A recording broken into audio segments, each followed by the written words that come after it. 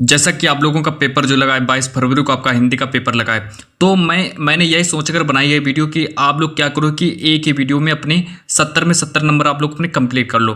तो इस वीडियो में मैं आप लोगों को वो प्रश्न बताऊंगा जो कि 22 फरवरी को पूछे जाएंगे और निश्चित आपको यहीं से ही सारे के सारे प्रश्न आपको देखने को मिलेंगे। इस वीडियो से आपका एक भी प्रश्न बाहर नहीं जाएगा और अगर आप लोग पूरी की पूरी वीडियो देख लेते तो स्टूडेंट आप लोग 95+ तक आप लोग नंबर ला सकते हो। ये मेरी गारंटी। आप लोग पूरा वीडियो देखो और फिर आप लोग जब पेपर देने जाएंगे तब आप लोगों को पता चलेगा कि हाँ जो मैंने पढ़ा बिल्कुल सही पढ़ा और सब कुछ आप लोगों को इसी वीडियो से देखने को मिलेगा। पूरा 95+ नंबर आप लोग इसी वीडियो से देखकर लाओगे। महा मैराथन होने वाली है, बिल्कुल आप लोग एक ही वीडियो में आप लोग सब कुछ अपना कंप्लीट करो। अक्सर खासकर जो बच्चे क्लास 10th में वो बच्चे इस वीडियो को अवश्य देखें। तो देखो सबसे पहले बात करेंगे आपके पेपर में कौन सा जीवन परिचय आएगा। तो देखो सबसे पहले आप लोग क्या करो कि जयशंकर प्रसाद जी का जीवन परिचय तैयार करो। और यहाँ पर देखो कि आप देखो बहुत से बच्चों ने जीवन परिचय याद करके रखा होगा, लेकिन वो क्या करते हैं कि सीधा यहाँ पर जीवन परिचय लिखते हैं। हम आपको वो ट्रिक बता रहे हैं कि एग्जामिनर क्या करे, आप लोगों को 5 में से पाँचों के पाँचों नंबर दे दे। ठीक है, 10 नंबर के आपके जीवन परिचय आएंगे तो मैं आपको वो ट्रिक बताऊंगा कि आप लोग कि एग्जामिनर आपका एक भी नंबर ना काटे और वो 10 में से आपको 10 के 10 नंबर दे दे। ठीक है, तो वो ट्रिक मैं आप लोगों को बताऊंगा। ना कि स्टूडेंट देखो जीवन परिचय तो हर बच्चे ने याद किया होगा, सभी के सभी बच्चों ने जीवन परिचय याद कर लिया होगा, लेकिन जब आप लोग पेपर देने जाएंगे वहां पर जीवन परिचय आप लोगों को किस तरह से लिखना है यही बच्चों को नहीं पता है। ठीक है, तो मैं आप लोगों को वैसे ट्रिक बताने वाला हूं कि आप लोगों को किस तरह से जीवन परिचय लिखना है ताकि एग्जामिनर आपको पूरा का पूरा नंबर दे। यानी कि ये जो खासकर ये जो वीडियो है 70 नंबर वाली वीडियो है, आप लोग इसी वीडियो से और निश्चित तौर पर आप लोगों को जयशंकर प्रसाद जी को जीवन परिचय आप लोगों को जरूर पेपर में रखा हुआ मिलेगा। तो देखो सबसे पहले आप लोगों को क्या करना है, यहाँ पर लिखना है क्या कि जन्म लिखना है, उनका जन्म कब हुआ, फिर यहाँ पर लिखना है जन्म स्थान लिखना है, फिर पिता का नाम लिखना है, फिर मृत्यु का नाम, उनकी कब मृत्यु हुई जयशंकर प्रसाद जी की, और उनकी रचनाएं इधर लिख देनी है। तो इससे एग्जामिनर क्या करता है, वो सिर्फ इतनी हेडिंग देखता है, ऐसे करता है, 5 नंबर देता है, बस आगे बढ़ जाता है। ठीक है, तो ये ट्रिक आप लोगों को फॉलो करनी। सबसे पहले पेपर देने जाएं तो आप सबसे पहले यहाँ पर जन्म लिखें। आप लोगों को यहाँ से डायरेक्ट स्टार्ट नहीं करना है। देखो यहाँ से देखो जीवन परिचय जयशंकर प्रसाद जी का जन्म काशी के एक परिवार में हुआ था, यहाँ से नहीं लिखना है। सबसे पहले आप लोगों को क्या करना है, सबसे पहले आप लोगों को यहाँ पर देखो समझो, यहाँ से ये ट्रिक है स्टूडेंट है ना, जब आप लोग इसी तरीके से जब आप लोग लिखेंगे तब आप लोगों को 10 में से 10 नंबर मिलेंगे। ठीक है, मैं आप लोगों को ऐसी ट्रिक बताऊंगा कि आप लोगों को एग्जामिनर पूरे के पूरे नंबर दे। सबसे पहले क्या करना है, जन्म लिखना है, उनका जन्म 30 जनवरी 1889 को हुआ था। और फिर उनका जन्म स्थान लिखना है कि जयशंकर प्रसाद जी का जन्म कहाँ हुआ था, तो उनका जन्म काशी में हुआ था। फिर देखो बात करते हैं उनके पिता का नाम क्या था, जो जयशंकर प्रसाद जी के पिता का क्या नाम था, तो उनके पिता का नाम देवी प्रसाद था। और उनकी मृत्यु कब हुई, तो जयशंकर प्रसाद जी की मृत्यु हुई 15 नवंबर 1937 में उनकी मृत्यु हो जाती है। फिर देखो यहाँ पर इनकी रचनाएं हैं जो स्कंदगुप्त हैं, इरावती हैं, कामायनी और इंद्रजाली, ये इनकी रचनाएं जयशंकर प्रसाद जी की। इतना लिखने के बाद फिर आप लोगों को क्या करना है, फिर आपको आगे बढ़ना है। देखो मैं आप लोगों को पूरी ट्रिक बता रहा हूँ किस तरह से आप लोगों को जीवन परिचय लिखना है पेपर में। ये पेपर वाली ट्रिक है कि एग्जामिनर आपका एक भी नंबर ना काटे, फिर आप लोगों को लिखना है जीवन परिचय, है ना, फिर लिखना जीवन परिचय। इतना लिखने के बाद आप लोगों को क्या करना है, इतना आप लोगों को पहले लिख देना ऊपर जब पेपर देने जाएं, और इतना लिखने के बाद फिर आप लोगों को यहाँ पर जीवन परिचय लिखना है। बिल्कुल इसी तरीके से लिखेंगे तब आपको 10 में 10 नंबर मिलेंगे, वरना अगर आप लोग अगर ऐसा नहीं करेंगे तो वो फिर आप लोगों को 3 या फिर 2 नंबर आप लोगों को देगा। ठीक है, ऐसे बिल्कुल आप लोगों को इसी तरीके से लिखना है। देखो जीवन परिचय लिखने के बाद फिर क्या करना है कि जयशंकर प्रसाद जी का जन्म काशी के एक परिवार में 30 जनवरी 1889 में हुआ था। तो इतना लिखने के बाद देखो 70 नंबर क्लास है, सब कुछ मैं आज की इस वीडियो में आपको बताऊंगा। जीवन परिचय से लेकर गद्य पद्य जितना है सब कुछ आज की इस वीडियो में आप लोगों को बताने वाला हूँ।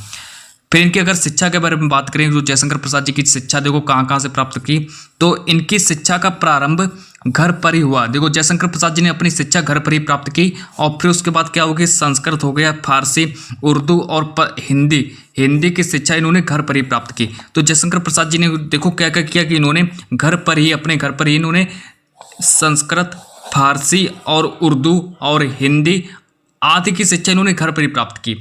फिर देखो बात करते हैं कि 12 वर्ष, जैसे ही जयशंकर प्रसाद जी की उम्र जब 12 वर्ष होती है, जैसे ये 12 वर्ष के होते हैं तो 12 वर्ष होने के बाद फिर देखो इनकी जो आयु में देखो 12 वर्ष की आयु में फिर इनके पिता जो हैं, जो इनके पिता का नाम क्या है, तो इनके पिता का नाम है देवी प्रसाद। तो इनके पिता की मृत्यु हो जाती है, इनका देहांत हो गया और इनका जीवन अधिकांश जो काशी में बीता। तो देखो 12 वर्ष की अवस्था में जयशंकर प्रसाद जी के पिता की मृत्यु हो जाती है और इनका जो अधिकांश जो जीवन होता है वो कहाँ बीता, तो इनका अधिकांश जीवन काशी में बीता।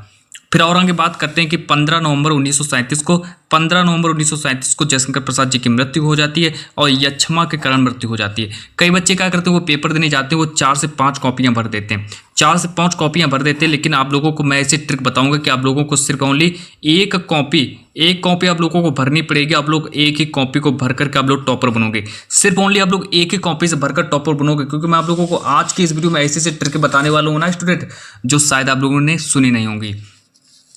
फिर बात करते हैं जयशंकर प्रसाद जी के इंपॉर्टेंट रचनाओं के बारे में। तो इंपॉर्टेंट रचनाएं देख लो और निश्चित तौर पर आप लोग लिख कर रख लो। जयशंकर प्रसाद जी का जीवन परिचय 101% आएगा, ठीक है, 101% आएगा। आप इस बार देखो जरूर आएगा जयशंकर प्रसाद जी का जीवन परिचय। अब बात करते हैं जयशंकर प्रसाद जी की रचनाएं देख लो, इनके प्रमुख नाटक हैं। इसी तरीके से लिखना है। अब कई बच्चे क्या करते हैं, वो सीधा मतलब नाटक नहीं लिखते हैं और डायरेक्ट लिख देते हैं रचनाएं, तो ऐसा आप लोगों को नहीं करना। अगर आप लोगों को 10 में से 10 नंबर अगर आप लोगों को प्राप्त करना है तो आप लोगों को बिल्कुल इसी ट्रिक से लिखना है। अगर आप लोगों को 7 या फिर अगर आप लोगों को 5 नंबर अगर चाहिए तो आप लोग फिर उसी तरीके से लिख सकते हैं, ठीक है। अगर आप लोगों को पूरा नंबर चाहिए तो जौन से ट्रिक मैं बता रहा हूँ बिल्कुल वैसे ही आप लोग लिखो और 10 में से 10 नंबर अपने प्राप्त करो। कहानी देखो इनकी कौन कौन सी कहानी है, तो इंद्रजाल ये इनकी कहानी हो जाएगी। उपन्यास कंकाल और तितली, ये जयशंकर प्रसाद जी का उपन्यास है। देखो सबसे पहले हमने बात की लेखक के बारे में, तो हमने लेखक के बारे में बात की और अब हम बात करेंगे इंपॉर्टेंट कवि के बारे में। तो कवि के बारे में बात करेंगे और कवि में देखो मैं आप लोगों को बता रहा हूँ कि आप लोग क्या करो, महादेवी वर्मा जी का जीवन परिचय तैयार कर लो। महादेवी वर्मा जी का जीवन परिचय तैयार कर लो, बस यही आएगा और यही आएगा। आप लोग इसी को तैयार करो। महादेवी वर्मा जी का जीवन परिचय तैयार करके चले जाना। आप लोगों को पेपर में रखा हुआ मिलेगा, सिर्फ यही जीवन परिचय मिलेगा रखा हुआ। तो देखो सबसे पहले देखो मैंने किस ट्रिक से लिखा है, देखो मैंने कैसे लिखा है। सबसे पहले मैंने क्या किया कि उनका जन्म लिखा है, उनकी मृत्यु लिखी है, उनके माता का नाम लिखा है और फिर उनके मैंने रबर रचनाएं लिख दी हैं। तो एग्जामिनर जो कॉपी जब चेक करता है तो एग्जामिनर क्या देखता है, वो सबसे पहले उनका जन्म देखता है कि बच्चे ने जन्म को सही से लिखा है या नहीं लिखा है। फिर उनकी मृत्यु को देखता है कि उन बच्चे ने मृत्यु कैसे लिखी है और उनकी माता का नाम क्या है, हेमरानी है, और बस रचनाएं देखता है, वहाँ से 5 नंबर देगा, अब आगे बढ़ जाता है। तो इतना आप लोगों को क्या करना है कि पेपर देने जाना। तो मेरी इस बात को याद रखना, सबसे पहले यहाँ पर आप लोगों को इस तरीके से सीरियल बाय सीरियल लिखने के बाद फिर आप लोगों को यहाँ से जीवन परिचय लिखना है। देखो निश्चित तौर पर आप लोग टॉपर बनोगे। जो ट्रिकें मैं आप लोगों को बताऊं आज की इस वीडियो में, क्योंकि ये 70 नंबर की क्लास है, निश्चित तौर पर जितना मैं आप लोगों को आज की इस वीडियो में आप लोगों को जितना पढ़ा दूं सिर्फ उतना ही तैयार करके चले जाना पेपर देने पास। देखो इनका जन्म कब हुआ, तो इनका जन्म हुआ 24 मार्च 1907 में। तो महादेवी वर्मा जी का जन्म कब हुआ था, तो महादेवी वर्मा जी का जन्म 24 मार्च 1907 में हुआ था। और महादेवी वर्मा जी की मृत्यु कब हुई, तो इनके हम मृत्यु के बारे में बात करते हैं। देखो 11 सितंबर 1987 को महादेवी वर्मा जी की मृत्यु हो जाती है। और इनकी माता का क्या नाम है, तो महादेवी वर्मा जी का माता का नाम हेमरानी था। तो महादेवी वर्मा जी की माता का क्या नाम था, हेमरानी था। चलो इनकी इन रचनाएं देख लो। निहार हो गई, तो निहार रचना के लेखक कौन है, महादेवी वर्मा। और नीरजा के लेखक कौन है, महादेवी वर्मा। ये ट्रिक है, इसको याद कर लो, ठीक है। बिल्कुल इसी तरीके से आप लोगों को पेपर में लिखना है, तभी आप लोगों को पूरा का पूरा नंबर मिलेगा। अगर आप लोगों का सपना है टॉपर बनने का तो आप लोग इसी तरीके से लिखो। यामा के लेखक कौन है, यामा के लेखक है महादेवी वर्मा। फिर आप लोगों को क्या करना है, फिर आप लोगों को यहाँ पे लिखना है जीवन परिचय। और जीवन परिचय में देखो किस तरीके से लिखना है कि महादेवी वर्मा जी का जन्म, इसको क्या करना है, उसको काले पेन से लिखना है। ब्लैक पेन अगर आप लोग लेकर जाना, ब्लैक पेन आप लोग जरूर लेकर जाना है। इसको ब्लैक पेन से लिखने के बाद फिर आप लोग क्या करेंगे कि महादेवी वर्मा जी का जन्म 24 मार्च 1907 को उत्तर प्रदेश के फर्रुखाबाद में हुआ था। तो उत्तर प्रदेश के फर्रुखाबाद में हुआ था इनका जन्म। फिर देखो बात करते हैं कि उनकी माता का क्या नाम था, उनकी माता का नाम हेमरानी था। तो महादेवी वर्मा जी की महादेवी वर्मा का माता जो उनकी माता जी थी तो उनका नाम हेमरानी था। चलो आगे बात करते हैं इनकी मृत्यु के बारे में। बात करते हैं कि इनकी जो माता जी की मृत्यु कब हुई वो भी समझ लो। उनके विवाह के बारे में बात करेंगे, है ना। तो 9 वर्ष की उम्र में महादेवी वर्मा जी का विवाह हो जाता है। तो 9 वर्ष की अवस्था में जब इनकी अवस्था जब 9 वर्ष की होती है महादेवी वर्मा जी, तो तुरंत उसके बाद क्या होता है कि इनका विवाह हो जाता है। 9 वर्ष की अवस्था में इनका विवाह हो जाता है। और फिर विवाह होने के बाद देखो कुछ समय होता है। देखो विवाह 9 वर्ष की अवस्था में, इसको समझो यहाँ से कि 9 वर्ष की उम्र में महादेवी वर्मा जी का विवाह हो जाता है। और किनसे होता है, जो आपके यहाँ पे देखो स्वरूप नारायण है, स्वरूप नारायण से इनका विवाह होता है। तो देखो इस बात को याद रखो, स्वरूप नारायण से इनका विवाह होता है। किंतु देखो आगे क्या होता है कि किंतु विवाह के कुछ समय बाद उनकी माता का स्वर्गवास हो जाता है। जो जो इनकी जो माता जी हैं जिनका नाम हेमरानी था, तो उनका स्वर्गवास हो जाता है। जैसे इनका विवाह हुआ और विवाह के कुछ समय बाद इनकी माता का मतलब स्वर्गवास हो जाता है। अब देखो बात करते हैं कि माता का साया सिर से उठ जाने पर, जैसे ही इनकी माता की मृत्यु हो गई और माता का जो साया है सिर से उठ जाने पर भी महादेवी जी ने अपना अध्ययन जारी रखा। देखो कितना, देखो इन्होंने अपना अध्ययन भी जारी रखा और जब इनकी माता की मृत्यु हुई उसके बाद भी इन्होंने अपना अध्ययन जारी रखा और इनका विवाह भी हो गया, महादेवी वर्मा जी का विवाह भी हो गया, लेकिन इन्होंने देखो अपना अध्ययन जारी रखा। फिर देखो और आगे बात करते हैं कि पढ़ने में इन्होंने और अधिक मन लगाया। फिर देखो इसके बाद क्या होता है कि महादेवी वर्मा जी की सर्वप्रथम रचनाएं, अब देखो यहाँ से समझो कि महादेवी वर्मा जी की सर्वप्रथम रचनाएं चांद पत्रिका में प्रकाशित हुई। महादेवी वर्मा को शेख सरिया पुरस्कार से सम्मानित किया गया। तो अगर आपसे पूछा जाए कि शेख सरिया पुरस्कार से किसको सम्मानित किया गया तो आप लोगों को जवाब क्या रहेगा, महादेवी वर्मा जी को शेख सरिया पुरस्कार से सम्मानित किया गया। फिर देखो महादेवी वर्मा को यामा रचना पर ज्ञानपीठ पुरस्कार मिला। तो महादेवी वर्मा जी को किस पुस्तक पर ज्ञानपीठ पुरस्कार मिला था, तो महादेवी वर्मा जी को यामा जो उनकी रचना है यामा पर उनको ज्ञानपीठ पुरस्कार मिला था। इतना लिखने के बाद फिर आप लोगों को क्या करना है, करना है यहाँ पर रचनाएं इनकी लिखना है। महादेवी वर्मा जी की रचनाएं लिख देनी है, निहार, नीरजा और दीपशिखा। तो निहार, नीरजा, दीपशिखा किनकी रचनाएं, तो ये महादेवी वर्मा जी की रचनाएं हो जाएंगी। देखो 10 नंबर आपके कंप्लीट हो गए। अब बचे कितने, 60 नंबर बचे। ठीक है, 60 नंबर बचे तो सब कुछ आज की इस वीडियो में आप लोगों का कंप्लीट करवा दूंगा। सिर्फ आप लोग क्या करिए, अंत तक बने रहिए वीडियो में। ठीक है, क्योंकि मैंने आप लोगों को जयशंकर प्रसाद जी का जीवन परिचय बताया, महादेवी वर्मा जी का जीवन परिचय बताया और मैंने आप लोगों को ट्रिक भी बताया कि किस तरह से आप लोगों को लिखना है, क्या क्या आप लोगों को किस तरह से लिखना है। ठीक है, वो भी मैंने आप लोगों को बताया। अब देखो आपके पेपर में एक प्रश्न बनेगा जो कि संस्कृत का गद्यांश से होगा, 2024 में पक्का आएगा। देखो यहाँ पे लिखा भी है और आप लोगों को ये जरूर आएगा, 2024 में पक्का आएगा। सबसे पहले क्या करते हैं कि 2024 में तो पूछा जाएगा, लेकिन इसके बावजूद अगर हम बात कर लें कि संस्कृत का गद्यांश, देखो आप लोगों को देखो यहाँ पर देखो लिखा है कि ऐसा नगरी भारतीय संस्कृत भाषायाश्च, इतना पढ़ो, और केंद्र स्थलम अस्ति इत एवं संस्कृत वाङ्मयस्य संस्कृतस्य च आलोकः सर्वत्र प्रसृतः। मुगल युवराज, पूरा पढ़ने के बाद ध्यानपूर्वक पढ़ेंगे, मुगल युवराज दारासिको अत्रागत्य भारतीय दर्शन शास्त्राणाम अध्ययनम अकरोत् सा तेषां ज्ञानेन तथा प्रभावितः अभवत् यत् तेन उपनिषदाम अनुवादम पारसी भाषायां कारितः।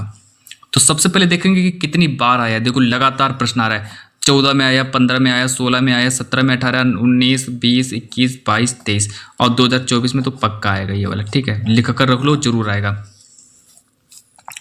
तो देखो सबसे पहले आपके पेपर में संस्कृत का गद्यांश पूछा जाएगा और संस्कृत का गद्यांश का आप लोगों को क्या करना है कि आप लोगों से सबसे पहले कहा जाएगा कि इसका क्या करना है, इसका पहले आप लोगों को संस्कृत का, इसका पहले आप लोगों को संदर्भ लिखना है। सबसे पहले आप लोगों को यह पता होना चाहिए कि ये जो गद्यांश है किस चैप्टर से लिया गया है।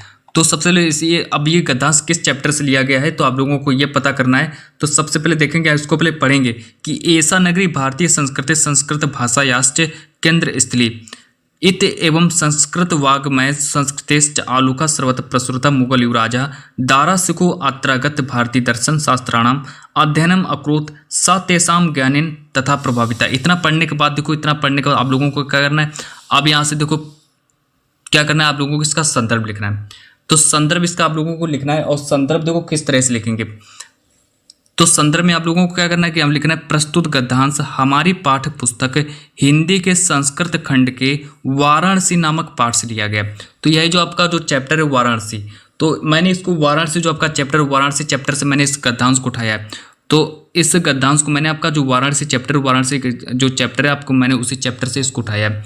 तो अब देखो बात करते हैं कि तो देखो 3 नंबर का आपका 2 नंबर का आपका संदर्भ लिखने को आएगा, 2 नंबर का आपका संदर्भ लिखने को आएगा और 3 नंबर का आपका अनुवाद करने को आएगा। 3 नंबर का जो आप लोग अनुवाद करने को आएगा, बिल्कुल इसी तरीके से लिखना है। 3 नंबर का अनुवाद करने को आएगा। तो समझो यहाँ से पहले, अब यहाँ से लिखेंगे अनुवाद। देखो हिंदी में अनुवाद कैसे करते हैं समझो कि यह नगरी भारतीय संस्कृति और संस्कृत भाषा का केंद्र स्थल है।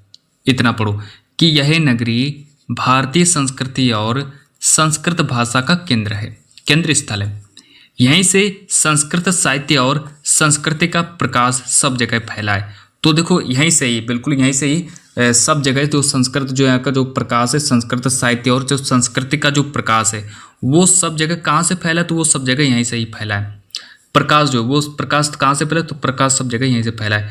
मुगल युवराज हो गए, दारा सिकोह हो गए, जो आदि जो व्यक्ति वो यहाँ पर आकर भारतीय दर्शन शास्त्रों का अध्ययन किया करते थे। तो अब देखो यहाँ से समझो और आगे बात करते हैं कि अब देखो यहाँ से कि वह उनके ज्ञान से ऐसा प्रभावित हुआ था कि उसने उपनिषदों का अनुवाद फारसी भाषा में कराया। इतना वो देखो वहाँ से इतना प्रभावित हो गया कि वहाँ अब देखो पहले इसको पढ़ेंगे कि वह उनके ज्ञान से ऐसा प्रभावित हुआ था कि उसने उपनिषदों का अनुवाद फारसी भाषा में करवाया था। तो इतना आप लोग निश्चित तौर पर आप लोगों को ये प्रश्न आपको जरूर मिलेगा रखा हो पेपर में। तो इसको तैयार करने के बाद फिर आप लोगों को क्या करना है कि अब आगे और बात करते हैं। अब हमने एक प्रश्न उठाया है कहाँ से, तो अब मैंने उठाया है प्रश्न संस्कृत के गद्यांश उठाया है। तो संस्कृत के गद्यांश से मैंने इस प्रश्न को उठाया है, तो इसको पहले ध्यानपूर्वक पढ़ेंगे। अब देखो यहाँ से तो ये देखो संस्कृत का हिंदी में गद्यांश। तो सबसे पहले अगर हम बात कर लें कि मैंने यहाँ पर आपके देखो गद्यांश पर आधारित महत्वपूर्ण प्रश्न, इतना पढ़ो। और इतना पढ़ने के बाद अब हम और आगे बात करते हैं कि देखो कि जब एक बार मनुष्य अपना पैर कीचड़ में डाल देता है। इतना पढ़ने के बाद आपके मन में एक बात जरूर आनी चाहिए कि ये प्रश्न जो है किस चैप्टर से लिया गया। तो इतना आप लोगों को जरूर समझ में आना चाहिए। अब देखो यहाँ से स्टार्ट करते हैं। अब देखो इंपॉर्टेंट गद्यांश के बारे में बात करेंगे, जो आपका इंपॉर्टेंट गद्यांश है और गद्यांश पर आधारित इंपॉर्टेंट प्रश्न जो कि आपके पेपर में 6 नंबर का बन जाता है। तो 6 नंबर का आपके पेपर में आएगा इंपॉर्टेंट गद्यांश। तो गद्यांश पर आधारित महत्वपूर्ण प्रश्न जो कि हिंदी से उठाया है, और जो आपका जो इंपॉर्टेंट जो गद्यांश जो था संस्कृत का, तो वो मैं आप लोगों का सॉल्व करवा चुका हूँ। तो देखो सबसे पहले बात करते हैं, इसको पहले पढ़ेंगे हम कि जब एक बार मनुष्य अपना पैर कीचड़ में डाल देता है, देखो तब फिर वह यही नहीं देखता है कि वह कहाँ और कैसी जगह पैर रखता है। धीरे धीरे वह उन बुरी आदतों में अभ्यस्त होते होते तुम्हारी घृणा कम हो जाएगी। देखो इतना, अब जब आप लोगों को इतना तो पता ही चल गया होगा कि ये किस चैप्टर से लिया गया है। हालांकि अगर आप लोगों को नहीं पता तो मैं इसको सॉल्व भी करवा रहा हूँ। जब आपके पेपर में जब ये पूछा जाएगा तो आप लोगों को इसका आंसर किस तरह से लिखना है। तो सबसे पहले इसको देखो 3 प्रश्न इस पर आधारित पूछे जाएंगे। 3 प्रश्न देखो कौन से हैं। पहला प्रश्न गद्यांश का संदर्भ लिखो जो कि पेपर में 2 नंबर का बनेगा। फिर रेखांकित अंश की व्याख्या करो जो कि पेपर में 2 नंबर का आएगा। फिर हृदय को उज्ज्वल रखने का क्या उपाय है, 2 नंबर का आएगा। इतना तैयार करो। तो ये 3 प्रश्न आपके पेपर में आएंगे जो कि 6 नंबर का पूरा बन जाता है। तो सबसे पहले हम बात करेंगे यहाँ पर जो पहला प्रश्न है गद्यांश का संदर्भ सहित संदर्भ लिखो। तो इसका संदर्भ पहले हम लिखा देते हैं आप लोगों को। तो संदर्भ देखो इसका किस तरह से लिखना है। तो संदर्भ सबसे पहले देखो आप लोग क्या करो कि प्रश्न में जब जैसे प्रश्न आए तो उसको आप लोगों को बिल्कुल ध्यानपूर्वक पढ़ लेना है। अब ऐसा करने के बाद फिर हम स्टार्ट करते हैं। आपका देखो यहाँ से इंपॉर्टेंट संदर्भ आपका स्टार्ट हो चुका है। इसका संदर्भ आप लोगों को किस तरह से लिखना है। देखो यहाँ से लिखना है कि प्रस्तुत गद्यांश हमारी पाठ्य पुस्तक हिंदी के गद्य खंड में संकलित जो आपका मित्रता चैप्टर है, मित्रता नामक चैप्टर से इसको उठाया गया है। मित्रता नामक चैप्टर से इसको दिया गया। अब यहाँ से लिखेंगे क्या, अब यहाँ से लिखना स्टार्ट करेंगे कि रेखांकित अंश की व्याख्या। अब इसकी व्याख्या लिखना स्टार्ट करेंगे। देखो इसकी व्याख्या कैसे करेंगे कि आचार्य रामचंद्र शुक्ल जी कहते हैं कि जब कोई व्यक्ति अपना पैर कीचड़ में डालता है तब फिर वह यही नहीं देखता है, मतलब वो पीछे मुड़कर नहीं देखता है कि वह पैर कहाँ और कैसी जगह रख रहा है। तो वो फिर पीछे मुड़कर नहीं देखता है कि वो पैर अपना कहाँ और किस जगह अपना पैर रख रहा है। फिर देखो आगे बात करते हैं कि उसकी बुद्धि नष्ट हो जाती है, वह सब कुछ भूल जाता है। इतना समझ में आया। और आगे बात करते हैं जो मेरा तीसरा देखो प्रश्न, देखो तीसरा प्रश्न, तीसरे प्रश्न का उत्तर यहाँ से देखेंगे। जो तीसरा प्रश्न देखो क्या कह रहा था। तीसरा प्रश्न कह रहा था कि हृदय को उज्ज्वल रखने का क्या उपाय है। तो हृदय को उज्ज्वल रखने का उपाय देखो क्या होता है। तो इसको भी समझो। कि हृदय को उज्ज्वल रखने का सरल उपाय अच्छे लोगों की संगति करना है। फिर देखो, यदि हम अपने हृदय को स्वच्छ निर्मल और रखेंगे तो बुरी संगति से दूर रहेंगे तो हमारा हृदय उज्ज्वल रहेगा। तो ये ट्रिक को समझो और यहाँ से स्टूडेंट आपकी जो क्लास है बिल्कुल पूर्ण रूप से समाप्त होती है और अगली जो क्लास होगी वहाँ से हम स्टार्ट करेंगे। और आज की इस वीडियो को हम इतना रखते हैं।